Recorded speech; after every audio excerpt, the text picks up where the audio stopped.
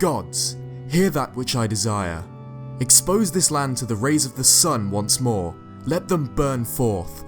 Give Hyrule to me. What if Ganondorf got his wish fulfilled in the climax of Wind Waker? This is a question that many in the Zelda community have been thinking about since the original release of the game in 2002. How would this Hyrule appear, and would the people of the Great Sea accept the tyrannical Ganondorf as their supreme leader? Well, it might just be that The Legend of Zelda Breath of the Wild will tell that story, and with it mark for another timeline split, but this time in the adult timeline.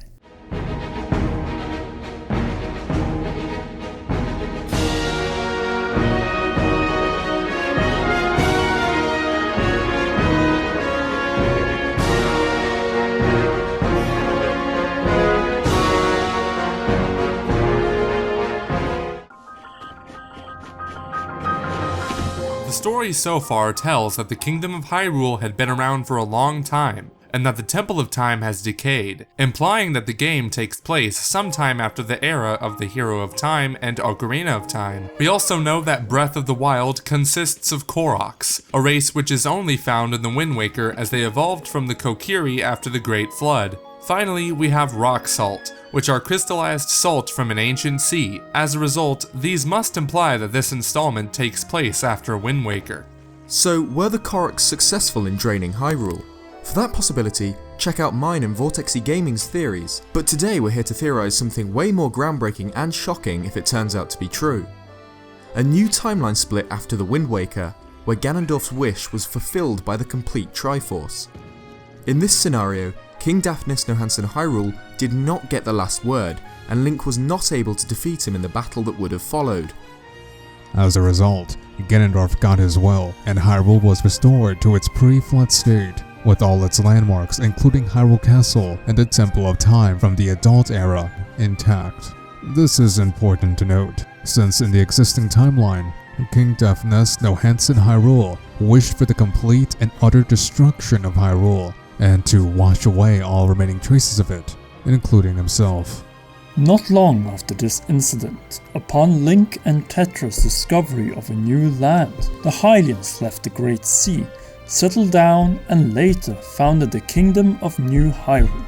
In other words, there would be no sense for them to return to completely destroyed and deserted Hyrule after they had removed their only threat, Malatus. The only way Ocarina of Time Hyrule could return in the later half of the adult timeline is if it wasn't washed away but rather brought back to the surface. This would explain why the Temple of Time in Breath of the Wild is not in complete ruins, but barely decayed, as we can find some preserved qualities such as the partially intact roof, and glass can be found in some of the windows. With Hyrule back, the Great Sea became history and the sea moved further eastwards, stretching out to the land of the Lokomo. Link, Tetra, if they survived, and the other inhabitants of the Great Sea would have no other alternative but to resettle and expand Hyrule. Since Ganondorf restored pre-flood Hyrule with his wish, that would leave all the provinces in the same locations as in the era of the Hero of Time, and allow for the construction of the landmarks found in the Child timeline, such as the Great Bridge of Hylia, which was seen in the E3 trailer.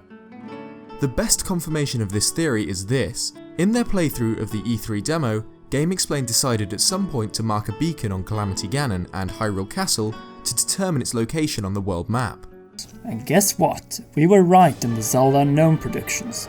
The castle is located just where it was in the era of the Hero of Time, right up to the River Zora and to the north of Hyrule Field. Since Hyrule Castle is where it was in Ocarina of Time, then what happened to its king, Daphnis no Hansen Hyrule?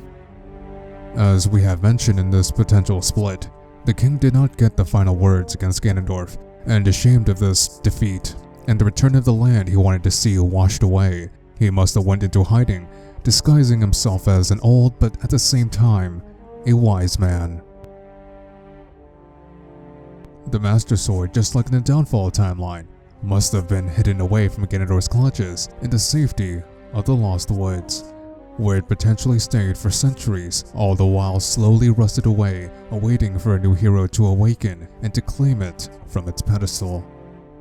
Doesn't the scenario of Breath of the Wild look remarkably similar to that of The Legend of Zelda? After all, in both cases Ganon, not Ganondorf, leaves the Kingdom of Hyrule in a post-apocalyptic state.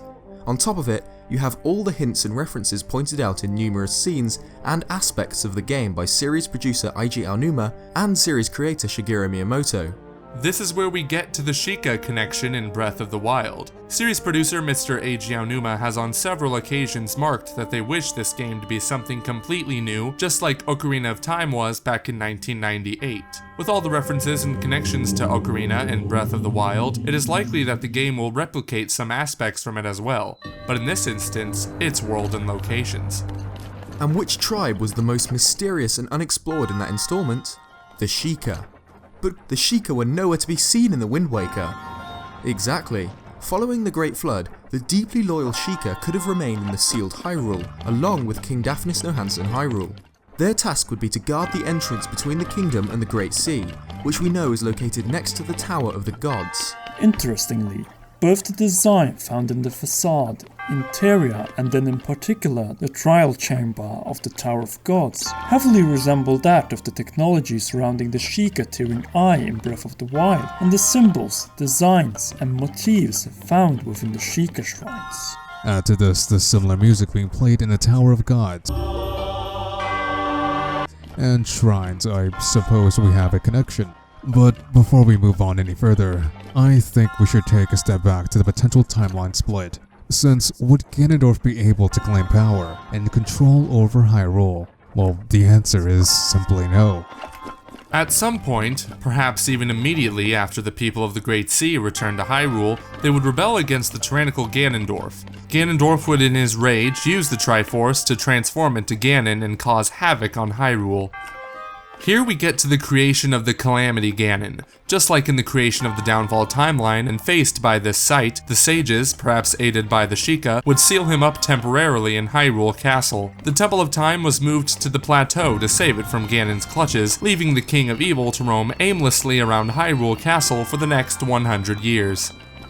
In Breath of the Wild, the Hylians had to abandon their dear castle and town and rebuild elsewhere, just like in the Child timeline, but otherwise progressed and still built the most shining connection to the Child timeline, the Great Bridge of Hylia.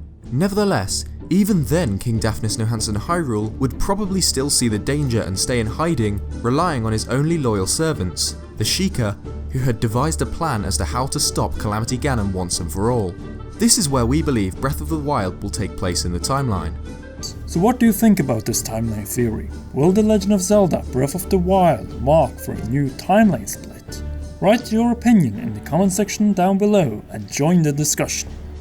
And if you liked this video, please like, share, favorite, and most importantly subscribe to Commonwealth Realm for more Zelda and Breath of the Wild. Also, do not forget to subscribe to Macintyre and Zeltik for contributing to this theory. Link to their channels are in the annotations and the description down below. Until the premiere of the next big Zelda series on this channel, this was Commonwealth Realm, Macintyre And Zeltik.